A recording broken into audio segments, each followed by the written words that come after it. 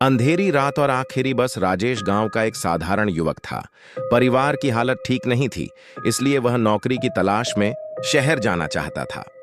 उस दिन पूरे गांव में तूफान और बरसात का माहौल था। आसमान पर काले बादल छाए हुए थे और सड़कों पर कीचड़ पसरा था। गांव से शहर तक पहुंचने का साधन बस ही थी, और वह भी दिन भर में केवल कुछ ही बार चलती थी। स्टेशन मास्टर ने उसे बताया कि तूफान की वजह से सभी बसें रद्द हो गई हैं, लेकिन रात 11 बजे एक आखिरी बस जाएगी। अगर वह बस छूट गई तो सुबह तक उसे रुकना पड़ेगा।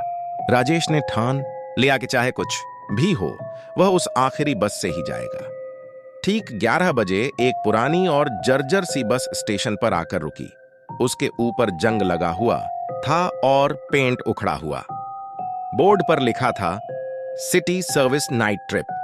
राजेश को अजीब लगा कि इतनी पुरानी बस आखिर अभी तक चल कैसे रही है। राजेश बस में चढ़ा तो अंदर का माहौल देखकर सिहर उठा। सीटें फटी हुई थीं, खिड़कियां आधी टूटी हुईं और पीली पीली धुंधली लाइट जल रही थी।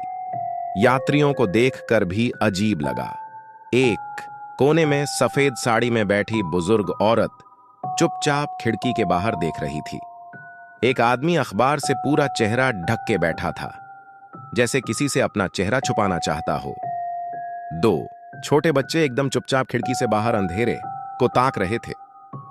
कंडक्टर लंबा चौड़ा था, उसकी आंखें लाल चमक रही थीं और आवाज बेहद भारी थी।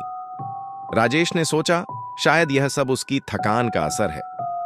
वह बीच की सीट पर जाकर बैठ गया और बाहर झांकने लगा।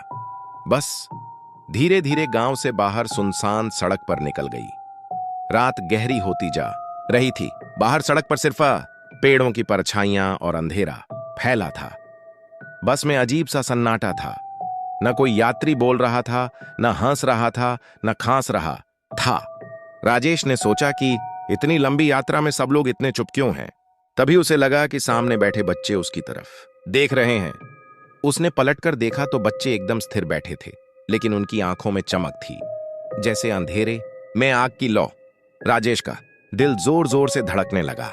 उसने खिड़की से बाहर देखा तो उसे लगा कि बस जिस रास्ते पर जा रही है वह वही रास्ता नहीं है जो आमतौर पर शहर की ओर जाता है। सड़क कच्ची और सुनसान थी और चारों तरफ सिर्फ पेड़ पौधे दिखाई दे रहे थे। राजेश ने हिम्मत करके कंडक्टर से पूछा, भैया ये बस शहर ही जा रही है ना? कंडक्टर ने धीरे धीरे गर्दन घुमाई और गहरी आवाज में बोला, हां, शहर ही जा रही है, लेकिन हर कोई वहां नहीं पहुंच पाता। राजेश के शरीर में सिहरन दौड़ गई। उसने देखा कि अखबार वाला आदमी अचानक अखबार नीचे करता है। उसके चेहरे पर कोई आंख, नाक या मुंह नहीं था, सिर्फ एक सफेद खाली चेहरा। राजेश घबराकर पीछे हट गया। बुजुर्ग औरत ने धीरे धीरे उसकी तरफ देखा और मुस्कुराई। उसकी मुस्कान इतनी डरावनी थी कि राजेश ने आंखें फेर लीं। बस लगातार चल रही थी, लेकिन खिड़की से बाहर अजीब अजीब चीजें दिख रही थीं। कभी पेड़ से लटकती सफेद छाया, कभी सड़क के किनारे खड़े लोग जिनके शरीर पारदर्शी थे। राजेश ने सीट पकड़ ली और मन ही मन भगवान का नाम लेने लगा। तभी अचानक लाइट्स बुझ गईं। चारों तरफ अंधेरा छा गया। बस में सिर्फ यात्रियों की धीमी सांसों की आवाज आ रही थी। कुछ देर बाद लाइट्स फिर जलीं, लेकिन अब राजेश के सामने कोई यात्री नहीं था। सीटें खाली थीं। वह हैरान रह गया। फिर धीरे धीरे एक एक करके सभी यात्री अपनी जगह पर वापस दिखाई देने लगे, लेकिन अब उनके शरीर आधे पारदर्शी थे, जैसे वे इंसान नहीं बल्कि भूत हों। राजेश ने घबराकर पूछा, यह कैसी बस है? ये लोग कौन हैं?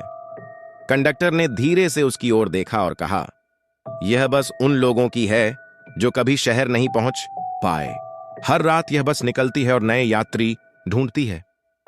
राजेश समझ गया कि वह भूतिया बस में फंस चुका है, लेकिन उसके पास उतरने का कोई रास्ता नहीं था। बस लगातार जंगल के भीतर जाती जा रही थी। रास्ता अब और भी सुनसान और अंधेरा हो गया था। अचानक बस रुक गई। कंडक्टर ने कहा, अब तुम्हारी मंजिल आ गई है। राजेश खिड़की से बाहर देखने लगा। बाहर सिर्फ एक पुराना खंडहर था और उसके पास एक सूखा कुआं। बुजुर्ग औरत उठी और धीरे धीरे गायब हो गई। बच्चे खिड़की से कूदकर अंधेरे में गायब हो गए। अखबार वाला आदमी भी हवा में विलीन हो गया। अब बस में सिर्फ राजेश और कंडक्टर बचे थे। कंडक्टर उसके पास आया और बोला, अब तू भी यहीं उतरेगा? राजेश डर से कांपते हुए बोला, मैं मरना नहीं चाहता, मुझे शहर जाना है।